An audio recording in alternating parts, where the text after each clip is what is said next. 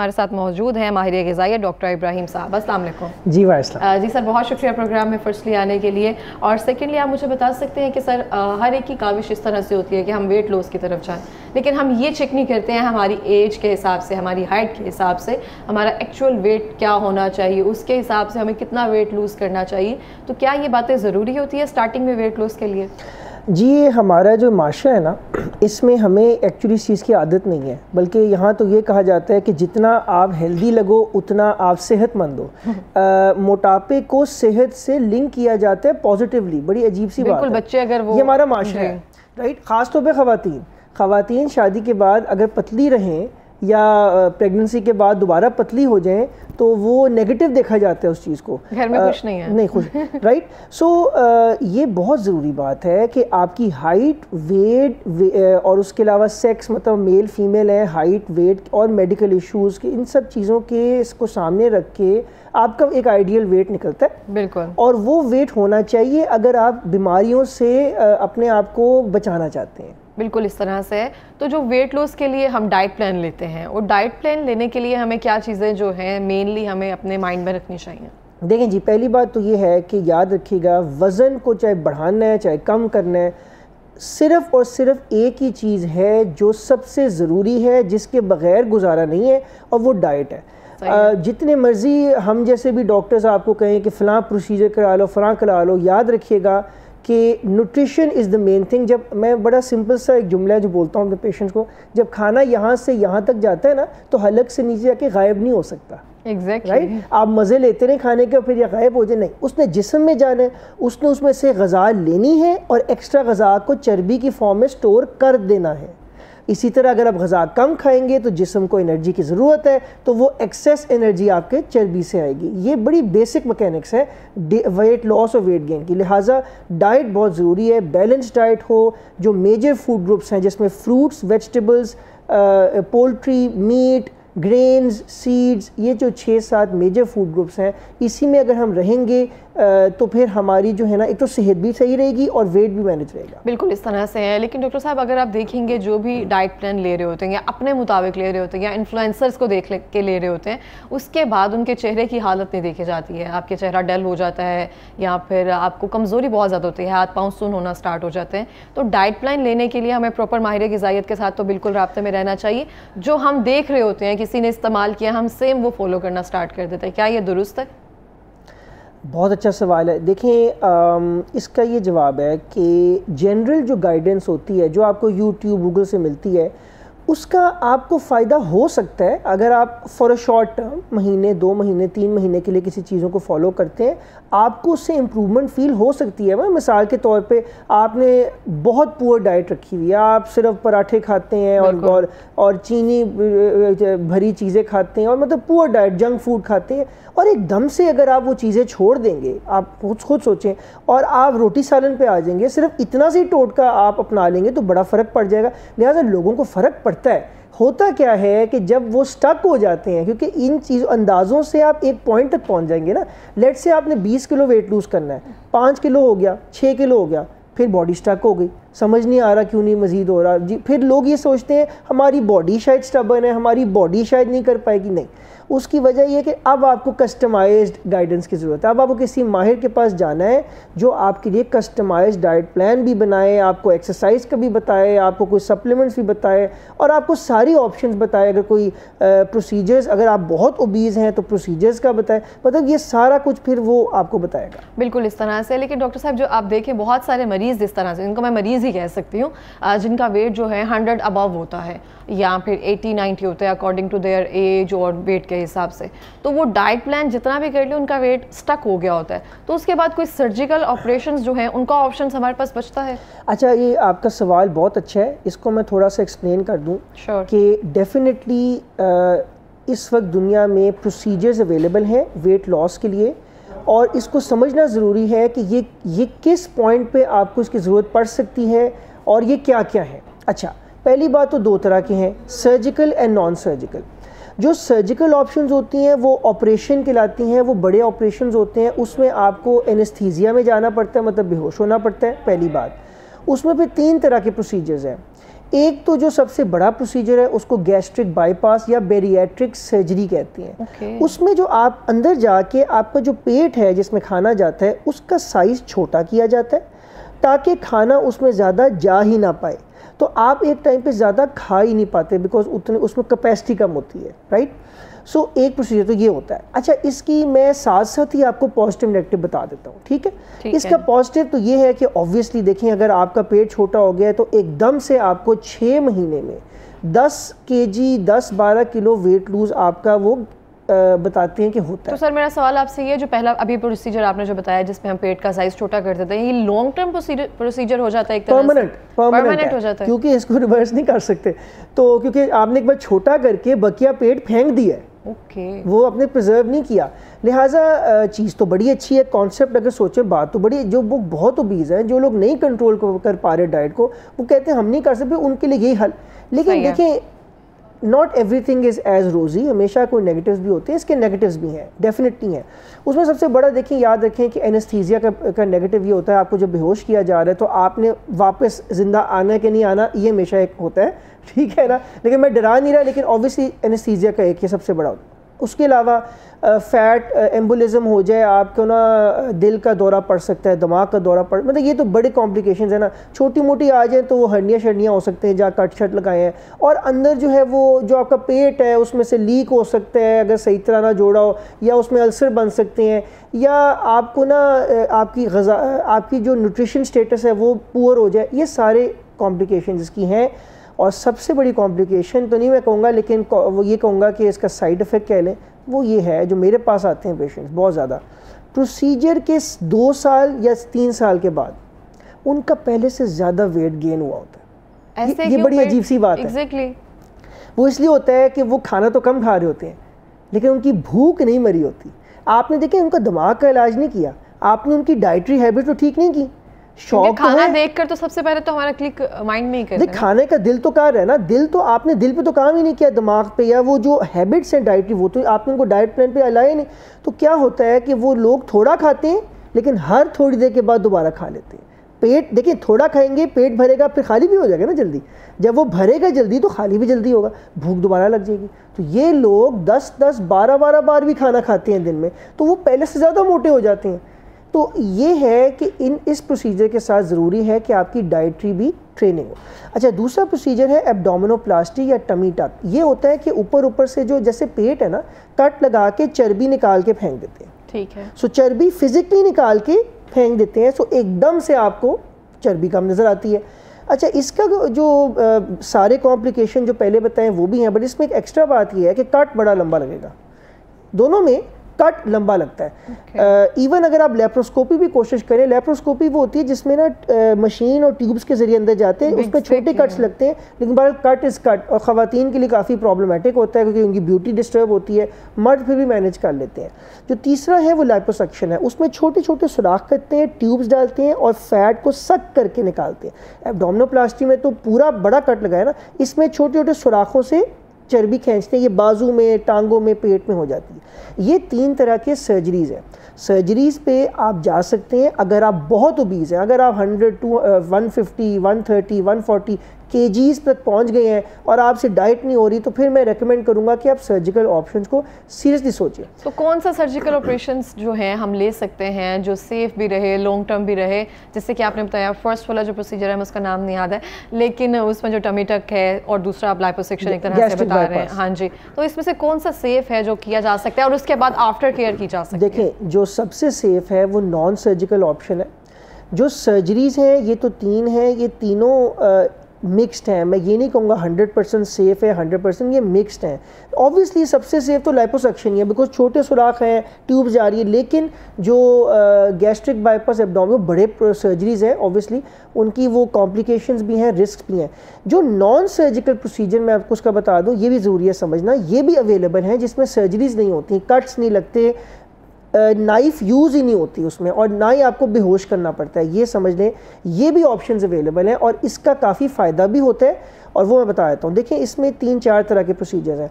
जो एक कैटेगरी है वो मैं उसको एनर्जी बेस्ड प्रोसीजर्स कहता हूँ, और दूसरा इंजेक्शन बेस्ड प्रोसीजर है। जो एनर्जी बेस्ड प्रोसीजर्स हैं ये 2017 में पाकिस्तान में एक बहुत बड़ी कंपनी आई थी 3D लाइफस्टाइल के नाम से, जिसका मैं आपको शायद पता हो फाउंडर हूँ, को फाउंडर। तो हम ये एनर्जी बेस्ड डिवाइसेस पाकिस्तान में लाए थे और हमने पाकिस्तान में धूम मचा दी थी इस पर, और अवेयरनेस एकदम से विद इन 2-3 ईयर्स बहुत ज़्यादा कर दी थी इस चीज़ पे। ये इससे पहले पाकिस्तान में नहीं होते थे, हम यूके से लाए थे। एनर्जी बेस्ड डिवाइसेस होते हैं cavitation, cryolipolysis, laser, HIFU, radio frequency, ये कोई 4-5 तरह के प्रोसीजर्स हैं जिसमें डिफरेंट तरह की एनर्जीज यूज़ हो, जैसे अल्ट्रासाउंड, रेडियो फ्रीक्वेंसी और हाई फोकस अल्ट्रासाउंड, लेज़र्स, ये और फ्रीजिंग, फैट फ्रीजिंग, ये सारी टेक्नोलॉजीज़ यूज़ होती हैं। इसमें आपको मैं ब्रीफली बता दूं, पॉजिटिव ये है रिज़ल्ट्स आते हैं लेकिन थोड़े रिज़ल्ट्स आते हैं। ये मैं आपको अंदर की बात बता रहा हूँ बिकॉज ऑब्वियसली मेरा तो ये शुरू से रहा है डोमेन। मैंने बहुत एक्टिवली इसको बड़े बड़े सेलिब्रिटीज़ के साथ टीवी चैनल से प्रमोट किया था 2017-18 में, लेकिन उसके बाद फिर हमने बहुत जल्दी समझ आया कि ये सबके लिए नहीं है। ये मॉडल्स, एक्ट्रेसेस या जो लोग ऑलरेडी पतले हैं लेकिन थोड़ी थोड़ी फैट पॉकेट्स हैं, पेट थोड़ा सा लव हैंडल, थोड़ा सा बिंगो विंग्स, थोड़ा सा डबल चिन, थोड़ा जिनकी थोड़ी थोड़ी फैट पॉकेट्स हैं उनके लिए बहुत अच्छे हैं। ये आप लगाओ, मशीन लगाओ और वो फैट कम होगी, ठीक है। लेकिन जो थोड़े से मोटे लोग हैं ना, उनके लिए ये सूटेबल नहीं है बिकॉज उनको इतने ज़्यादा रिजल्ट। उसके लिए फिर मैं आपको बताऊंगा इंजेक्शंस का प्रोसीजर, और ये मेरा लास्ट वो प्रोसीजर जो मैं बताऊंगा। इंजेक्शंस का जो है वो ये होता है, ये बहुत इफेक्टिव है। पहली बात, ये बेसिकली अगर लेट से पेट है, अच्छा इसमें भी याद रखें, एक ड्रिप्स का प्रोसीजर है, एक इंजेक्शन जो चर्बी में लगाए जाते हैं उसका है। ड्रिप्स मैं सख्ती से मना करता हूँ। क्यों? ड्रिप्स का रिजल्ट नहीं आता। 10-10, 12-12, 15-15 लोग ड्रिप्स लगा देते हैं, लाखों रुपए लगा देते हैं, रिजल्ट बहुत माइनर 1-2 किलो आता है, वो टोटली वेस्ट ऑफ मनी है और दुनिया में बहुत कम होता है। पाकिस्तान में बहुत ज़्यादा ट्रेंड बन गया इसका। इसको तो मैं कहूँगा अवॉइड करें। ये जस्ट एक फैड है। फैड होता है कि जो जस्ट एक गिमिक है। जो असल है जिसका रिजल्ट है वो इंजेक्शंस है जो चर्बी में, वो भी बहुत सारे केमिकल्स हैं। इसमें जो सबसे जो बेस्ट केमिकल है और जो अप्रूव्ड है, याद रखें, वो PCDC है, फॉस्फेटिडाइल कोलिन डीऑक्सीकोलिक एसिड। बाकी लेमन बॉटल का आप सुनेंगे, काइबेला और बहुत सारे इंजेक्शन प्रोसीजर आप बताया तो उसको थोड़ा सा एक्सप्लेन करेंगे आप? उसमें ये होता है कि ये ना अमेरिकन FDA अप्रूव्ड एक केमिकल है जिसको इंजेक्ट किया जाता है आपकी चर्बी में। लेट से पेट है, सो पेट पे जो है ना थोड़े थोड़े डिस्टेंस पे 2-2 सेंटीमीटर के गैप पे इंजेक्शन लगाए जाते हैं। तकरीबन घंटे डेढ़ का प्रोसीजर होता है। पहले आपकी नमिंग जेल लगाते हैं, सुन करते हैं, फिर इंजेक्शन लगाते हैं, फिर उसके बाद जो है वो आपको कोई साइड इफ़ेक्ट नहीं होता। वो अंदर जाके केमिकल जो है वो चर्बी को पिघला के एनर्जी में कन्वर्ट कर देता है। अब चर्बी ऑलरेडी एनर्जी में कन्वर्ट हो रही होती है डाइट की वजह से, क्योंकि चर्बी आपको पता है बैकअप सोर्स ऑफ एनर्जी है बॉडी की। तो जब इंजेक्शन लगा देते हैं तो वो चर्बी पहले इस्तेमाल हो जाती है। मीन्स कि अगर आपने पेट पे लगाया फॉर एग्जांपल और फिर आप 1.5-2 महीना डाइट कर रहे हैं तो आपको फिर नज़र ये आएगा कि वेट लूज तो हो ही रहा है, यहाँ से लाजमी हुआ है जहाँ इंजेक्शन लगाए तो बॉडी शेप में आ जाती है। देखिए वेट डाइट से कम होगा, एक्सरसाइज, सप्लीमेंट्स, उन चीज़ों से होगा। ये वेट लूज नहीं करेगा, ये बॉडी शेप में लाएगा। तो कितनी देर तक ये शेप में रहते हैं, स्टे करते हैं? परफेक्ट, ये परमानेंट। ये जो केमिकल है ये परमानेंटली चर्बी को खत्म करता है, उसको एनर्जी में कन्वर्ट करता है। उसके बाद हमें ख्याल दोबारा अगर चर्बी, हाँ दोबारा चर्बी ना आए, ये सवाल है आपके, दोबारा चर्बी ना आए वो डाइट पे कंट्रोल रखिए, ठीक है। डाइट पे कंट्रोल का मतलब है कि आपको डाइट प्लान फॉलो करने की जरूरत नहीं होती सारी उम्र, लेकिन कुछ डाइट के असूल होते हैं ना यार, ये ना खाओ, ये खा लो, इतना खा लो, मोटे मोटे असूल फॉलो करें, सारी ज़िंदगी वेट गेन नहीं होता आपका। सो लिहाजा इसका कोई साइड इफ़ेक्ट नहीं है। थोड़ी बहुत सोजन होती है, ब्रूजिंग होती है और वो खुद ब खुद ही जो है 2-4 दिनों में सेट हो जाता है। आप नॉर्मल काम शाम जैसे स्किन प्रोसीजर हम कोई भी लेते हैं, कोई बेड रेस्ट नहीं है, कोई साइड इफेक्ट नहीं है, कोई रिस्क ही नहीं है, 100% सेफ है अगर केमिकल सही लगाया जाए तो। अगर केमिकल कोई ऐसा वैसा लगा ले, एक्सपेरिमेंटल केमिकल्स आते हैं, लेमन बॉटल का आप सुने बड़ा कुछ है, वो देखें ये बाकी चीज़ें डबल चिन के लिए अप्रूव्ड है, सिर्फ बाकी बॉडी के लिए अप्रूव नहीं है। डबल चिन पे लगाए को, लेकिन बॉडी के लिए सिर्फ PCDC अप्रूव। सही है सर। आप डबल चिन की भी बात कर रहे हैं और फैट फ्रीजिंग की बात कर रहे हैं। जो हम फैट फ्रीज करना चाहते हैं, जैसे आपने कहा लोअर एब्डोमेन या फिर जो हमारे अंडर ये आर्म्स पे जो होता है, ये मास जो होता है उसको हम कम करना चाहते हैं ज़्यादातर, तो ये फैट फ्रीजिंग जो प्रोसीजर है क्या इन पर अप्लाई कर सकते हैं? फैट फ्रीजिंग कर सकते हैं, इसको क्रायोलिपोलिसिस कहते हैं। ये बड़ा इफेक्टिव प्रोसीजर है अगर छोटी फैट पॉकेट्स हो, थोड़ी सी फैट, थोड़ी सी इधर है, थोड़ी सी इधर है, थोड़ी सी इधर है, थोड़ी सी पीछे है, थोड़ी थोड़ी फैट है, उस पर करें और साथ में फिर अगेन डाइट भी करें तो रिजल्ट आता है। लेकिन फैट फ्रीजिंग करते हुए हमें आपको कितने % हमें रिजल्ट मिलता है, या डबल चिन अगर हमारी कुछ लोगों के बहुत ज़्यादा होती है, लीन होते हैं लेकिन डबल चिन वो ज़्यादा होती है, तो कितने % जो है वो आपको लगता है कि इससे ज़रा कंट्रोल हो जाता है? देखिए 100% बिल्कुल नहीं होगा, ये ना समझें कि आपकी वो चीज़ बिल्कुल ख़त्म हो जाएगी। अगर आप इस तरह समझ लें कि अगर डबल चिन आपकी थोड़ी सी है ना, तो वो 50% कम हो जाएगी। 50% मतलब अगर थोड़ी सी है, अगर ज़्यादा है तो वो फिर आपको थोड़ा ही इफेक्ट नज़र आएगा, लेकिन अगर थोड़ी सी है तो ज़्यादा इफेक्ट नज़र आएगा। सही है। तो जो हम जैसे डबल चिन की बात करें, जैसे कि मैंने कहा हम लीन होते हैं लेकिन थोड़ी थोड़ी जगह फैट आ जाता है, इसकी रीज़न क्या होती है? अंडर एब्डोमिनल जो फैट होता है, या डबल चिन पे, या फिर आर्म्स पे जो फैट होता है, फैट आती क्यों है? जी, इनकी वजह से जो स्पेसिफिक जगह पर देखिए वो ना इस तरह होता है, ये होती है फैट डिस्ट्रीब्यूशन। ये हर इंसान में अल्लाह ने डिफरेंट रखी होती है। मिसाल के तौर पर एक बंदे में फैट डिस्ट्रीब्यूशन आप देखेंगे हिप्स में ज़्यादा है, एक लड़की में पेट पे ज़्यादा है, एक लड़के में फलां। ये अल्लाह ने हर बंदे के ना जेनेटिक्स में डाला होता है, कहाँ चर्बी पहले चढ़ेगी और कहाँ से पहले उतरेगी या एंड पे उतरेगी। अच्छा, ये जेनेटिक्स में होता है। इसका हमारे खुराक के साथ, डाइट के साथ अगर आप किसी से पूछे ना तो वो आपको खुद बताएंगे मेरी यहाँ चर्बी ना कभी नहीं जाती, या यहाँ की चर्बी आराम से उतर जाती है। तो ये ज़रूरी नहीं, कुछ लोगों की डबल चिन आती नहीं है, मोटे होते हैं डबल चिन नहीं होती। कुछ लोगों की डबल चिन होती है, वो जल्दी ख़त्म, पहले ये ख़त्म होती है फिर बॉडी। कुछ लोगों का बॉडी पहले होता है, डबल चिन एंड पे। अक्सर लोग कहते हैं जी मेरा चेहरा छोटा ना हो जाए, वो ये कहना चाह रहे होते हैं कि वो जब डाइट करते हैं पेट जिस्म मोटा रहता है, चेहरा सुकड़ जाता है। ये आपके जेनेटिक्स में है, ये हम डॉक्टर्स के बारे में कुछ नहीं कर सकते। सही हो गया। अच्छा, जैसे हमने प्रोसीजर्स की बात की और हम स्पेसिफिकली अगर पाकिस्तान की बात करें, हमारे पास इतनी एडवांस टेक्नोलॉजी क्या मौजूद है कि अगर हम कोई प्रोसीजर या ऑप्शंस ले रहे हैं, उसके बाद खुदा ना खास्ता कोई उसके साइड इफेक्ट हो या उसको दोबारा से रीट्रीट करना हो, तो हमारे पास वो सब मशीन्स या सब कुछ। बहुत अच्छा सवाल किया आपने, इसका जवाब गौर से सुनते हैं आप। श्योरली, बहुत इंपॉर्टेंट सवाल है। हमारे यहाँ टेक्नोलॉजीज अवेलेबल हैं, ज़्यादातर अच्छी मशीन्स भी अवेलेबल हैं, अमेरिका से भी हैं, यूरोप से भी हैं, महंगी से महंगी करोड़ों रुपए की मशीन्स भी अवेलेबल हैं। ओके। प्रॉब्लम ये है कि डॉक्टर अवेलेबल ज़्यादातर नहीं होते। ये याद रखें मेरी बात, मशीन्स देखिए, पैसा पाकिस्तान में है, वो पैसा कारोबारी लोगों के पास होता है ना, वो ख़रीद के ले आते हैं, सामान आ जाते हैं पाकिस्तान।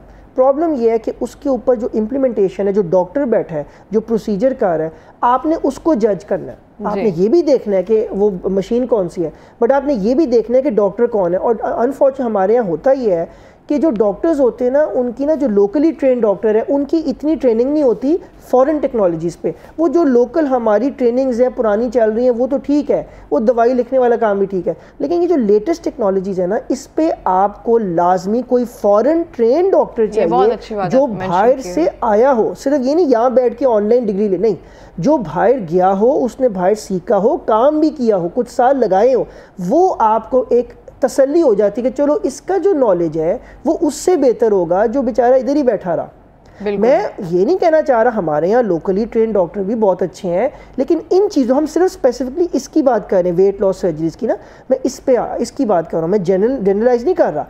इस मामले में चूँकि ये सारा कुछ लेटेस्ट है, इंजेक्शन भी और ये सर्जरीज भी सारा कुछ ही ऑलमोस्ट लेटेस्ट ही है। खैर सर्जरीज तो काफ़ी पुरानी चल रही है, लेकिन उसमें भी बहुत ज़्यादा एडवांसमेंट्स आ गई हैं। लिहाजा अगर आपको लेटेस्ट चाहिए, चाहे वो सर्जरी हो चाहे वो non surgical, best is to go to a doctor जो फॉरेन ट्रेन, फॉरेन एक्सपीरियंस्ड हो।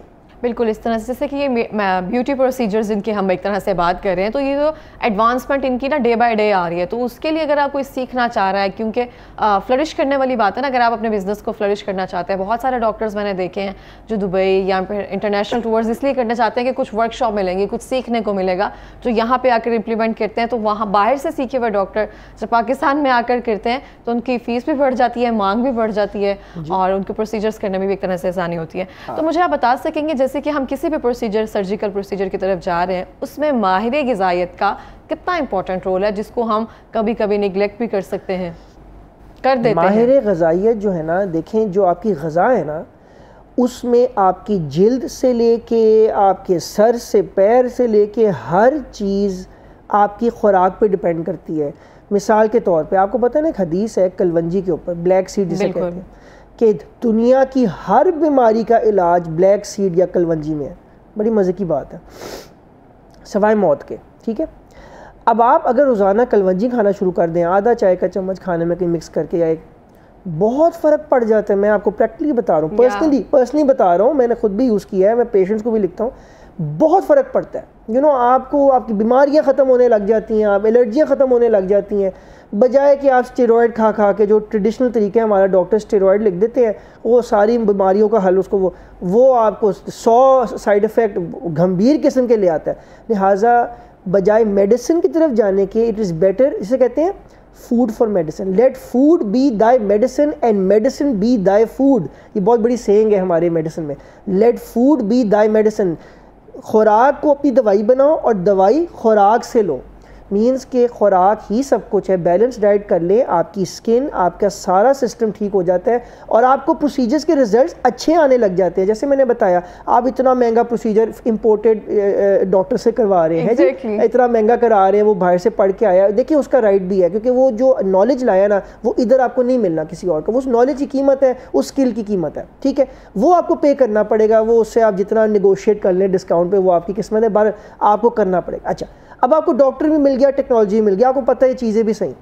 अब लेकिन अगर आप वो सब भी करा लेंगे ना, और आप डाइट पे कंट्रोल नहीं करेंगे, आपको थोड़ा बहुत रिजल्ट आ जाएगा, लेकिन उतना नहीं आएगा जितना आ सकता था। बिल्कुल इस तरह से, ठीक है। और अगर आ भी गया बहुत अच्छा, तो वो मेंटेन नहीं रहेगा लॉन्ग टर्म, वो जल्दी पे ख़राब हो जाए। बस एंटी एजिंग की बात, रिंकल्स होते हैं चेहरे पे, अब रिंकल्स के करा रहे हैं, बोटॉक्स और फिलर्स और RFs और मीज़ो, सब बड़ा कुछ करा रहे हैं, लेकिन आप सूरज का एक्सपोजर नहीं लगा रहे, एग्जैक्टली नहीं लगा रहे फॉर एग्जांपल, या आप स्किन की केयर नहीं कर, या आप खुराक में, आपके अंदर वो बैलेंस डाइट, एंटीऑक्सीडेंट नहीं है खुराक में, सबसे बड़ी बात, सब्जी और फल नहीं है, एंटीऑक्सीडेंट बिहेवियर नहीं है आपकी खुराक में, तो क्या होगा, वो बहुत जल्दी उसके रिजल्ट्स डिमिनिश कर जाएंगे। आप कहेंगे वो डॉक्टर ने कहा था 9 महीने रहेगा, ये तो 6 महीने में ख़राब। ये बात बिल्कुल इस तरह से। बहुत शुक्रिया सर प्रोग्राम में आने के लिए, अपना एक्सपीरियंस शेयर करने के लिए। और यहाँ पे यही बात कहना चाहूँगी मैं कि कोई भी चीज़ अगर आप स्टार्ट कर रहे हैं तो उसको मेंटेन रखना बहुत ज़रूरी होता है। अगर आप कोई प्रोसीजर ले रहे हैं, इवन दवाई ले रहे हैं, अगर आप किसी चीज़ से सेहत याब हो चुके हैं, उसके बाद उसको मेंटेन कैसे रखना है वो आफ्टर केयर पर डिपेंड करता है।